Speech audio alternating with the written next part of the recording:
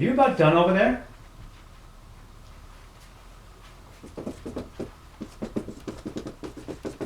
Hey, welcome to C++ with Miyoshi.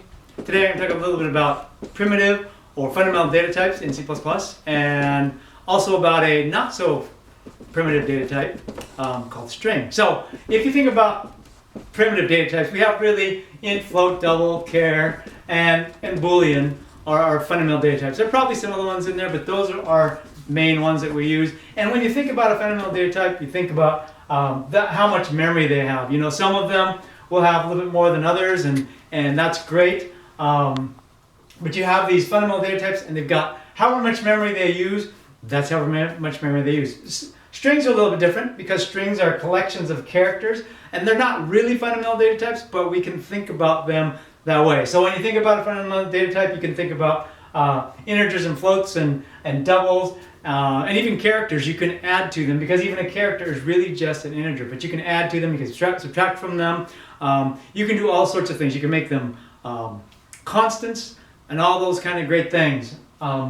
With a string, it's a slightly different, but it's still, we can think about it as a fundamental data type because we can, at least we can add to it, and we can assign the value just like we can with the fundamental data types. And so we will, for the most part in this class, and in my videos, I'll treat strings as fundamental data types. So here's a little code. Have you pound include string. Notice there's no .h or anything like that. String. And then I like to use using main namespace std. If you don't do that, then every time you use string, you have to do I forget the syntax even for it, but you got to put some stuff in front here, in front of string. But I can notice that I can just declare and initialize a string just like I can any other fundamental data type. So I do string, name, and assign the value, double quotes, and notice this time I use double quotes as opposed to a character when I would use a single quote, but I have double quotes, and then I put in a bunch of characters inside those double quotes, and that initializes my name in this case. There's a couple things that kind of show you that strings aren't really fundamental data types. This .at, the dot is a notation that we'll use later when we talk about methods, and which is way farther away, but the .at says look at the character at space or at location 0 in name. So you can kind of read it backwards. The location at 0 of my name, that's what I want to do, and I can assign, I can look at that location, and here I'm just I'm assigning the value to it an uppercase M because I didn't want a lowercase m, so I want an uppercase M. And notice I use single quotes because it is a single character. I can also do assignment, or like I did up here, or I can do an addition to. If I want to do name plus assign the value, double quote space Miyoshi in there, then I can have my whole name there in double quotes. If I want to do something else, there's something else I could do. It's pretty cool, and that is if I wanted to, instead of do that, maybe I wanted to do name is assign the value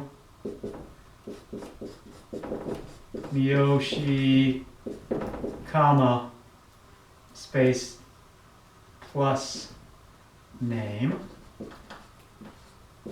That will then put, instead of having it Michael Miyoshi, that would then make it Miyoshi, comma, Michael in my name instead if I traded those guys out. But anyway, here we go. If I do printf, if I want to just do a single character, I know that I could just do name.at2, so that will print out the location 2, so that would be 0, 1, 2, that would print out the C.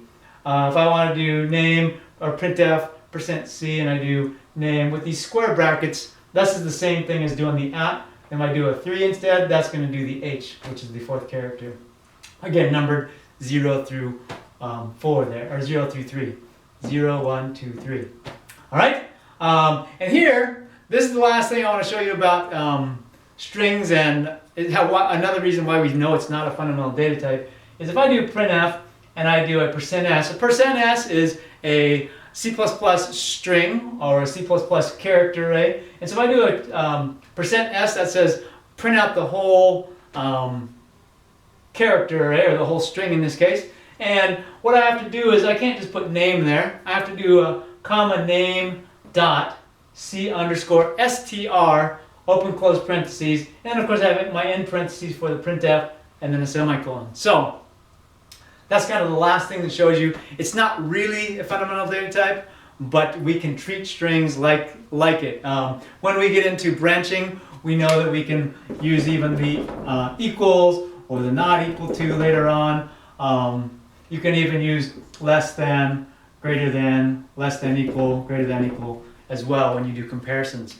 But we don't worry about that at this point in time. I just want to let you know that, hey, fundamental data types, string is not really technically a fundamental data type, but we can kind of treat it like it is because we can assign the value, we can add to it, we can check equality, and we can do all those fun things we can with fundamental data types and the operators that we can use. So that helps you to have a way to keep characters together when you need them to be together, like in a name, for instance. So fundamental data types, not so fundamental data type, but we can treat it like one bunch of characters together in sequence with each other. The order is important. That's what I want to chat with you about today. So when you think about fundamental data types, of course you want to think about, or primitive data types, think about your int, float, double, chars, even booleans, and then also think about them like primitive data types. Strings are not quite primitive data types, but we can treat them as such for the most part, at least in the beginning. Later on, as you do more programming in C++, you'll realize, hey, it's not really a fundamental data type, but we keep using it like it is because it acts like one most of the time. So thanks for tuning in for C++ with Miyoshi, and we'll see you next time.